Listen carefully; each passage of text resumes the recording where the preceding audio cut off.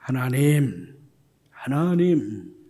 사람이 떡으로만 사는 게 아니요 하나님 말씀으로 산다 하신 그 말씀 앞에 있습니다. 오늘도 말씀을 주시고 주신 말씀으로 살게 하옵소서. 무익한 종을 불쌍히 여기시고 말씀 운반의 도구로 사용하셔서 선포하게 하옵소서. 말씀이신 예수님의 이름으로 기도합니다. 아멘. 아멘.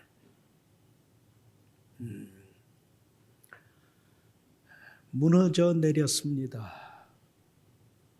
또 무너져 내렸습니다.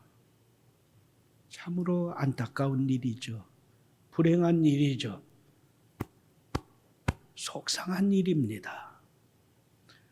작년 주후 2021년 6월에 광주에서 철거 중이던 그 건물이 도로 쪽으로 무너졌잖아요.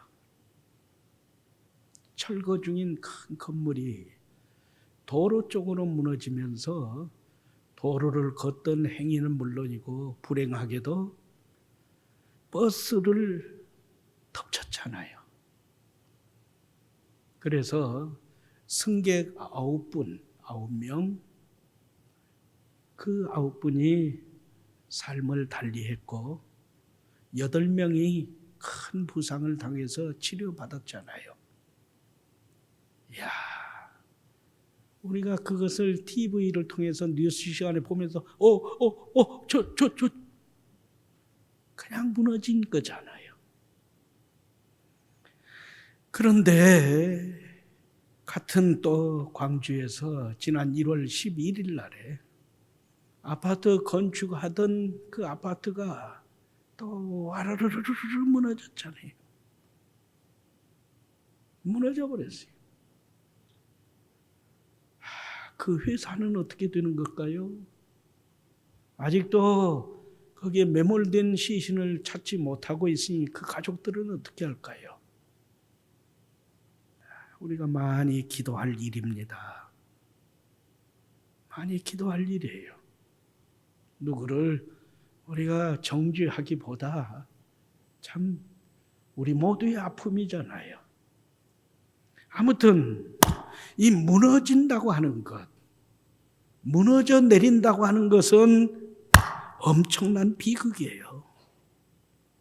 건물이 무너져 내리는 일도 많은 사람들에게 고통을 주고 아픔을 주고 쿵 하는 충격을 안기는데, 나라 전체가 하나님을 하나님으로 섬기는 백성들, 이스라엘 백성 그 전체가 하나님을 버리고 바알 우상을 섬겼다는 거잖아요.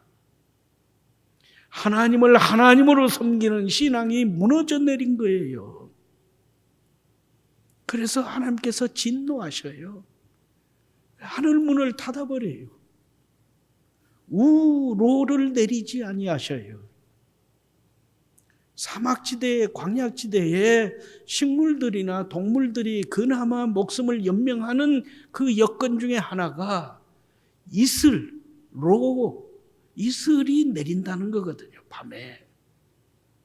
그래서 햇빛이 내리기 전에 그 이슬, 그걸 먹으면서 삶을 연명하는 것인데 3년 6개월 동안 이슬조차 내리지 않았다.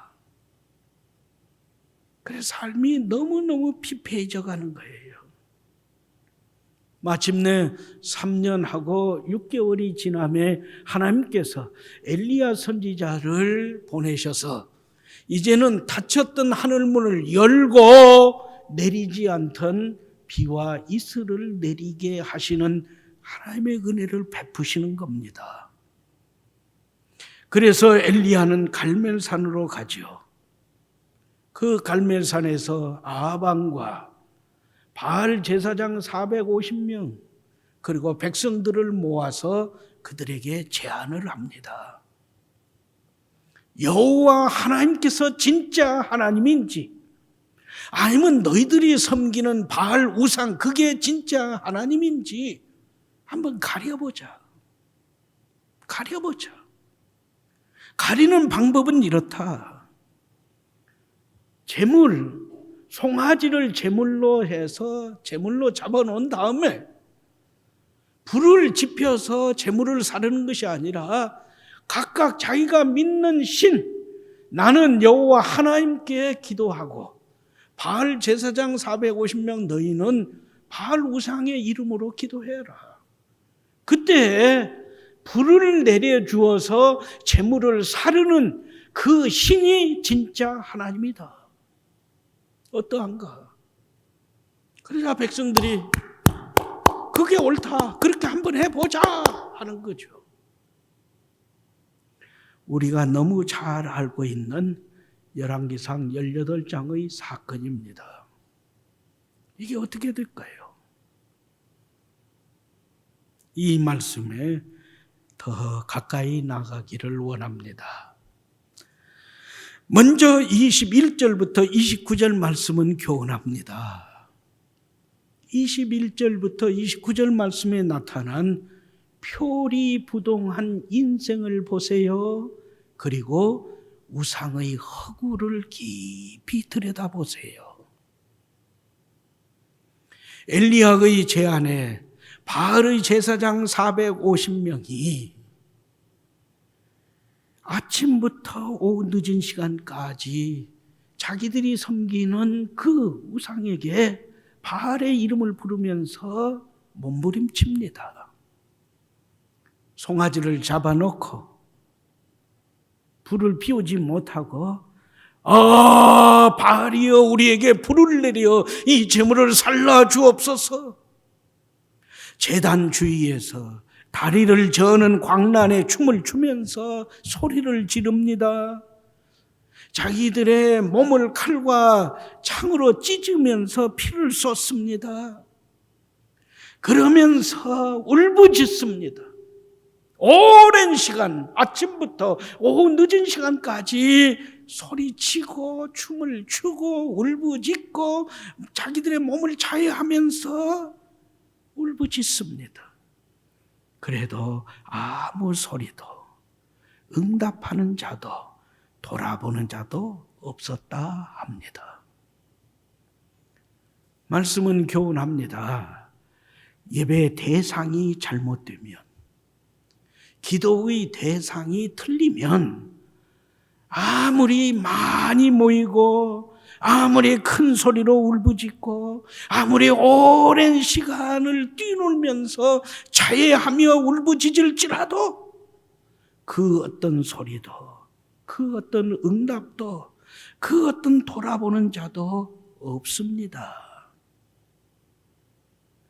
우상을 제작하면, 우상을 숭배하면 우상처럼 하나님의 무서운 저주를 받습니다. 우상에게 입이 있어요, 눈이 있어요, 귀가 있어요, 코가 있어요, 손발이 있어요.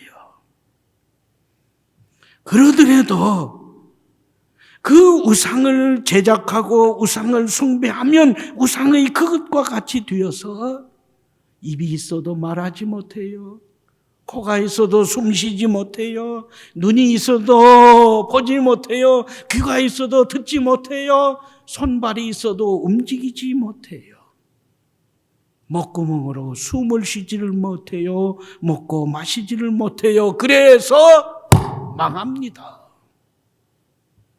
승리는 하나님께 대한 믿음에 근거합니다. 그러므로 하나님을 하나님으로 섬기는 믿음을 가지고 그 하나님께 예배 드리세요. 어느 때까지 머뭇 이리 기웃 저리 기웃하는 꼴불견 신자, 이중 삼중 가면 뒤에 숨은 신자, 여기 가서는 이렇게 저기 가서는 저렇게, 급할 때는 부처님, 산신령님, 지리산 산신령님 이렇게 저렇게 다 찾는, 그건 아닙니다. 자기 신앙의 색깔을 분명하게 보여주세요. 카멜레온식, 박쥐식 신앙은 꼴불견입니다. 이제는 제발 그만 끊으세요. 요란하면서 폼을 재지만 소리도 없고 응답도 없고 돌보는 자도 없는 텅 빈 수레와 같은 신앙. 물속에 있을 때는 모든 것을 다 담은 것 같지만 물에서 꺼내면 텅 빈 소쿠리 같은 신자. 안 됩니다. 이번에 그만 끝내세요. 오늘 지금 여기에서 내가 드리는 예배와 하나님께 간절히 간구하는 기도는 과연 하나님께서 주시는 승리와 하나님께서 주시는 생명으로 충만함을 체험하는 나의 예배입니까? 그러지 못하면 아무리 목사라 하더라도, 아무리 50년, 70년, 80년 신앙생활했다 하더라도 그것은 꽝입니다.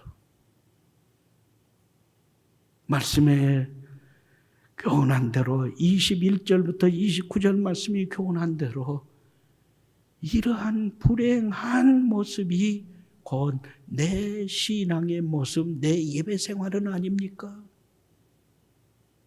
그러면 어떻게 해야 이걸 벗어납니까? 이러한 현실에서는 3년 6개월 동안 굳게 닫혔던 하늘의 문을 결코 열 수가 없기 때문입니다. 그래서 말씀은 엘리야를 통하여 하늘문을 열기 위한 그 준비 작업을 우리에게 교훈합니다. 이제부터는 저를 보지 마시고 말씀에 집중하세요. 30절부터 말씀의 깊이를 더해보면서 체험하세요. 사모하세요. 삶에 채우세요. 제1번지, 준비 작업의 제1번지, 30절 상반절 말씀입니다. 가까이 오라. 가까이 나오라. 하나님께로 가까이 나오라. 초청과 응답이 있어야 한다고 교훈합니다. 하나님은 천지에 충만하십니다. 하나님은 먼 곳에 계시고 가까운 곳에 계신 하나님이십니다. 그럴지라도 말씀은 곳곳에서 분명하게 하나님께 가까이 함이 나의 복이다 합니다. 우리가 즐겨 부르는 찬송의 하나 338장은 내 일생 소원은, 내가 꿈을 꾸는 그때에도 소원은, 내 모든 삶에 숨을 거두는 그때에도 소원은 찬송하면서 주님께 한 뼘이라도 더 가까이 나아감, 이것입니다. 할렐루야. 야고보서 4장 8절 말씀은 분명히 교훈합니다. 하나님을 가까이 하세요. 내가 하나님께 한 뼘이라도 가까이 돌아서서 가까이 나아가면 하나님은 심리를 벗은발로 달려와 나를 안아주시고 품어주신 하나님이십니다. 하나님께 가까이 나감이 없이 어찌 하늘이 열리기를 바라겠습니까? 하나님께 가까이 나감이 없이 어찌 하나님의 응답과 기적의 체험을 기대하며 사모하겠습니까? 그래서 말씀은 1번지 하나님을 가까이 하라 교훈합니다. 2번지 30절 하반절부터 32절 말씀입니다. 무너진 재단을 하나님의 이름으로 수축하세요. 아멘. 무너진 재단의 수축 없이, 무너진 재단을 수축하지 아니하고 기도의 응답, 하늘문이 열리기를 기도해야 한다는 것은 백치입니다. 따라서 오늘날 우리에게도 무너진 예배, 무너진 기도 무릎, 무너진 찬송의 권능, 무너진 섬김, 무너진 성도의 교제, 그리고 무너진 감사의 재단, 이것이 회복되어져야 한다는 거죠. 다시 쌓아야 한다. 말씀은 교훈합니다.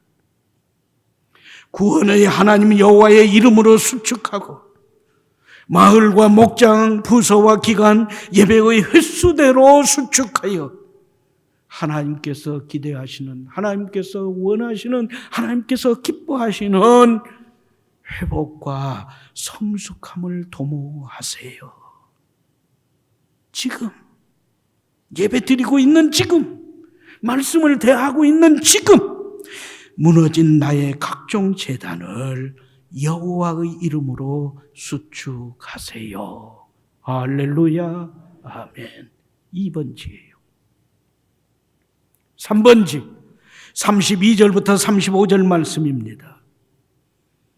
인간의 요소, 인간의 욕망, 인간의 가능성까지 온전히 배제한 온전한 헌신을 쏟아 부으세요. 아멘.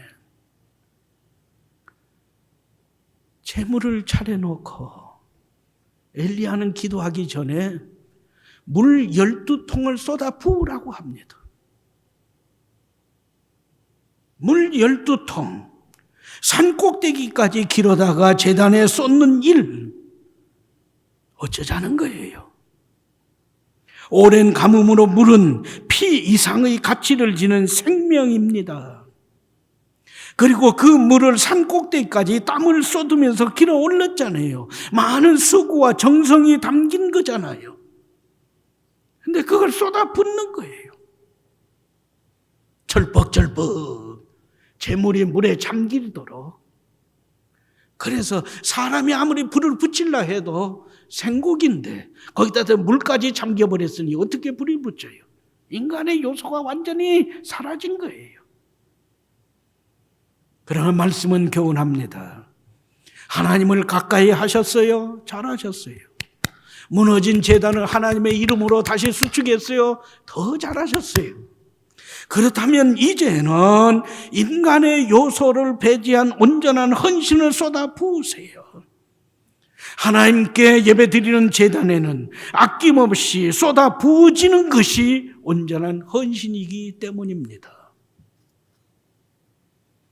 과연 나의 귀하고 수고한 그것을 인색함이 없이 드리면서 내 욕심을 배제시키고 있는 건가요? 수고와 열정과 성길이 쏟아 부어진 기도의 무릎을 가지고 있는가요? 예배 드린다 하면서 내 정성이, 내 수고가, 내 간절한 열망이 없어요.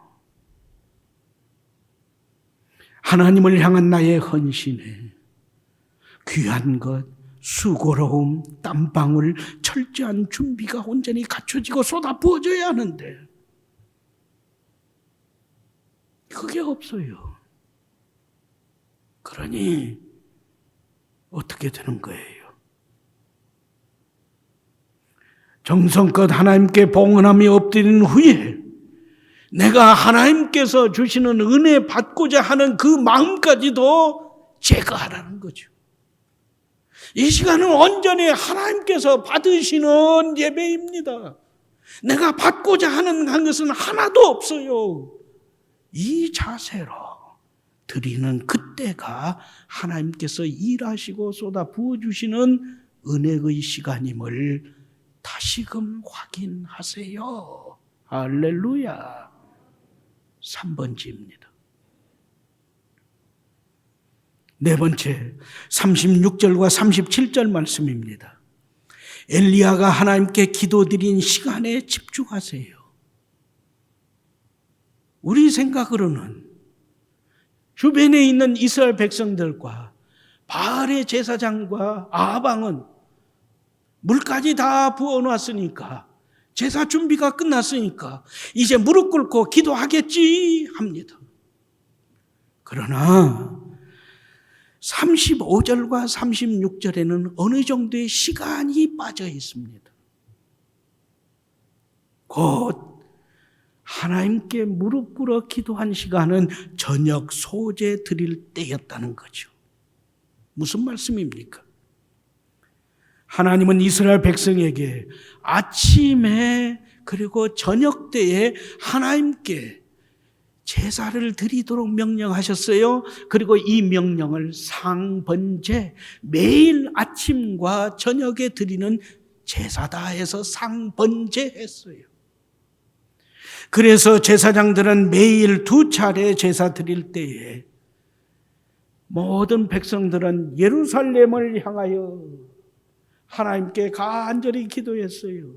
하나님, 지금 성전에서 하나님께 상번제 드리는 이 아침에 그 제사가, 저녁에 드리는 그 상번제 그 제사가 저도 그 자리에 함께 있어요. 저희들이 드리는 제사예요. 받아주세요 하는 그 시간 그 자리였어요. 따라서 지금 아합 왕과 이세벨의 핍박에서 그래도 믿음을 지키고 숨어있는 7,000명의 선지자들, 그리고 경건한 믿음을 지키면서 선한 싸움을 싸우고 있는 성도들이 갈멜산에서 엘리야와 바알의 제사장들이 영적 싸움을 하고 있는 소식을 듣고 기도했어요. 그런데 시간이 흐르면서 바쁜 일로 다른 일에 몰두하다 보니까 잊어버렸어요. 그러다가 저녁 소제 드리는 시간은 다시 돌아온 거예요. 지금 갈멜산에서는 엘리야 선지자와 바알의 제사장들이 영적 싸움을 하고 있지. 그래서 그 저녁 소제 드리는 그 시간에 하나님을 부르면서 하나님을 찾으면서 하나님께서 하나님이심을 나타내 주세요 기도하는 거예요. 바로 그 시간에 엘리야는 전국에 흩어져 있는 동쪽에 서쪽에 남쪽에 북쪽에 있는 모든 백성들이 저녁 소제 시간을 기억하고 하나님께 기도드리는 그 기도를 모아서 무릎 꿇고 기도하기 시작한 거예요. 할렐루야. 그래서 36절 37절은 저녁 소제 드릴 때에 하나님께 기도했다 하는 겁니다. 아무 때나 기도한 게 아니에요. 엘리야의 기도는 저녁 소제 드리는 바로 그 시간에, 경건한 성도들이 기도하고 있는 그 시간에 모든 준비를 마치고 기다리던 엘리야가 하나님께 기도 드리기 시작했다 말씀이 증언합니다. 할렐루야. 예수님은 마태복음 18장 19절에서 우리의 합심 기도에 대해서 이렇게 약속하십니다. 예수님의 말씀을 들으세요. 진실로 다시 너희에게 이르노니 너희 중에 두 사람이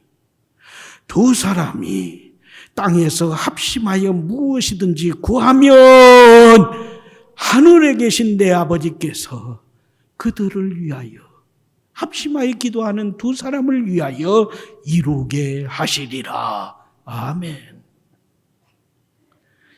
예배 시간이 중요해요.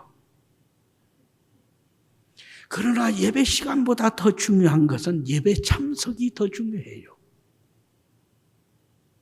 그러나 예배 시간보다 중요한 게 예배 참석이고, 예배 참석보다 더욱더 중요한 것은 예배 참석하여 하나님께서 말씀에 기록하시고 약속하신 그 놀라운 체험을 내 삶 속에 채우는 것이 가장 중요해요. 그러므로 여러분의 담임 목사 된 제가 다시 부탁해요. 예배에 늦지 마세요. 아니, 예배에 빠지지 마세요. 그리고 예배에 참석했으면 이 예배 시간에 하나님을 만나고 하나님이 베푸시는 은혜를 받고 말씀으로 재무장하여 한 주간의 삶을 예찬 이사동으로 채워가는 능력을 나에게 부어주시고 체험되게 하여 주옵소서. 아멘. 그렇게 기도하며 예배 시간을 진행하며 체험해 나가세요. 준비 4번째입니다. 하나 남았습니다. 5번째입니다. 36절, 37절 말씀입니다. 엘리야가 하나님께 드린 기도 내용에 집중하세요.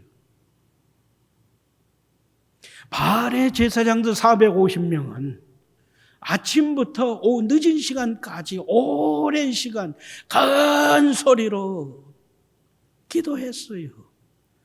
그러나 36절, 37절 말씀에 담겨 있는 엘리야가 하나님께 기도드린 그 기도 내용은 1분도 안 돼요. 아니 30초 안팎이에요. 아무리 천천히 해도. 그런데 하나님의 응답이 있었거든요. 그러므로 우리는 이 기도 내용에 집중하셔야 해요. 이 기도 내용을 배우세요. 이 기도 내용을 실천하세요. 말씀의 교훈입니다. 어떤 것이었죠? 엘리야는 하나님과 자신의 관계를 다시 한번 확인합니다. 엘리야는 하나님과 백성의 관계를 다시 한번 확인합니다. 엘리야는 하나님과 교회, 다시 말하면 하나님과 자신의 사역의 관계를 확인합니다. 그리고 이 사역을 통해서 하나님께서 이루시고자 하시는 것이 무엇인지 하나님의 말씀과 하나님의 뜻을 돌이키기, 백성을 돌이키게 하기 위해서 하나님께서 이 모든 일을 나를 통해서 역사하고 계심을 나타내 주옵소서, 확인시켜 주옵소서 한 거예요. 나와 하나님의 관계는 무엇입니까? 내 기도 내용이 하나님과 어떤 관계가 있습니까? 그리고 그를 통해서 하나님께서 어떠한 영광을 받으시고 나는 그 하나님의 영광을 선포하는 도구로서 어떻게 쓰임받기를 원한다 하는 겁니까? 이를 그대로 배우세요. 이를 그대로 실천하세요. 여기에 엘리야가 아닌 나, 내 이름, 내 삶, 내 오늘의 사역을 담아서 그대로 기도하세요. 예수님과 선진들의 기도 시간, 예수님과 선진들의 기도 내용과 자세는 항상 은혜로 응답을 받았어요. 그것은 공상이 아니라 하나님과 대면하여 하나님의 뜻을 이루는 도구 인생으로 쓰임받기를 원하는 기도였기 때문이에요. 그러므로 말씀은 교훈합니다. 기도 응답을 받고 싶으세요? 그러면 항상 하나님과 연결하세요. 기도 응답을 받는 기도 무릎을 체험하고 살고 싶으세요? 그러면 항상 하나님과 연결된 그 시간에 다른 성도들, 하나님의 교회, 여기에 연결된 내용을 담아 간절하게 기도하세요. 이제 우리는 38절, 39절 말씀을 합독할 차례입니다. 하나님께서 놀랍게 응답해 주심에 백성이 환호한 일입니다. 시작. 이에 여호와의 불이 내려서 번제물과 나무와 돌과 흙을 데우고 또 도랑의 물을 핥은지라. 모든 백성이 보고 엎드려 말하되 여호와 그는 하나님이시로다. 여호와 그는 하나님이시로다 하니. 아멘. 할렐루야. 21절 말씀입니다. 엘리야가 대결의 장소 갈멜산에 모인 백성에게 가까이 나가서 여러분은 도대체 언제까지 하나님과 바알 사이에서 머뭇머뭇 오락가락 동가시 서가수 가려 합니까? 책망했을 때 강팍한 백성들은, 바알 신앙에 찌든 백성은 한마디도 말 안 했어요. 한마디 말도 대꾸도 안 했어요. 그런데 하나님의 응답을 보았어요. 하늘이 열리고 하나님의 불이 내림을 보았어요. 그때 그들은 엎드려 외칩니다. 여호와 하나님께서 진짜 하나님이시로다. 여호와 그분이 하나님이시로다. 아멘. 이것은 교회 설립 70주년을 맞이하고 교회 설립 70주년을 진행하고 있는 우리 한 사람 한 사람이 체험해야 할 일이에요. 세상에 우리 목포 지역사회에 보여줘야 할 그 모습이에요. 우리가 보여준 그 모습에서 하나님께서 하나님이심을 체험한 세상이 목포 지역사회가 선포할 외침의 하나예요. 할렐루야. 하나님은 오늘 또 우리 한 사람 한 사람을 통해서 친히 살아계심을 나타내고 계십니다. 이제는 우리 차례예요. 아니, 내 차례예요. 감사 70년, 비전 100년, 교회 설립 70주년에 해야 할 내 일의 하나는 기어서라도 하나님께 가까이 나아가는 거예요. 내가 오늘 한 뼘이라도 하나님께로 내 눈길을 돌리고 내 삶이 한 뼘이라도 더 하나님께 가까이 나아가는 거예요. 그리고 그곳에서 무너진 예배, 무너진 기도 무릎, 무너진 찬송의 능력, 섬김과 감사의 제단을 예수님의 이름으로 다시 쌓는 거예요. 회복하는 거예요. 보잘것없는 나의 수고입니다. 내 헌신이지만 그냥 그렇게 쏟아붓는 거예요. 하나님, 제가 동방 박사이었다면 황금과 유향과 몰약을 드렸을 것이니이다. 그러나 저는 가난합니다. 하나님, 제가 목자이었다면 하나님 기뻐하시는 어린 양을 하나님께 봉헌했을 것이니이다. 저는 이렇습니다. 그러면서 그냥 쏟아붓는 거예요. 내 마음, 내 눈물, 내 손길. 주차장에서 휴지 하나 줍는 그 수고로움까지, 정성까지 쏟아붓는 거예요. 그러면서 예배드리는 그 시간에 내가 앉아 있어야 하는, 내가 서 있어야 하는 이 자리에 나와서 지키면서 꿇어 엎드리는 거예요. 그래서 하나님과 나의 관계를 다시 한번 분명하게 재설정하는 거죠. 그래서 기도의 무릎으로 울부짖는 이겁니다. 아직도 주저하세요?